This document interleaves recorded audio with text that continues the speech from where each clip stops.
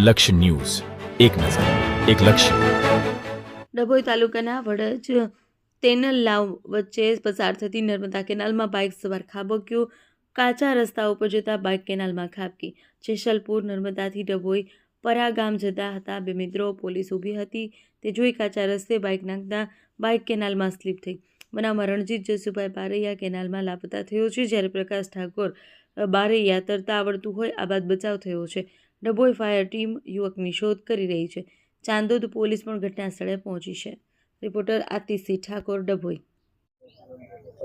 કઈ રીતે આ ઘટના બની?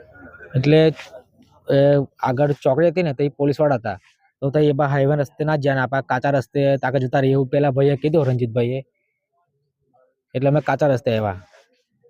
અચ્છા, બાઇક કેનાલની અંદર સાઈડ પર સ્લીપ થઈ ગઈ. હા, તમે કેવી રીતે અંદરથી બચી નીકળ્યા? એ પહેલા પડ્યો, પછી મેં પડ્યો. અને એને બચાવ તરતા મને તરતા આવડ્યું, એને તરતા નહોતું આવડતું. એટલે કેનાલની ફાય હતી ને તેરાડ, તેમાંથી મેં જાળી નીકળ્યા બહાર. અત્યારે પોલીસ આવી ગઈ છે? હા.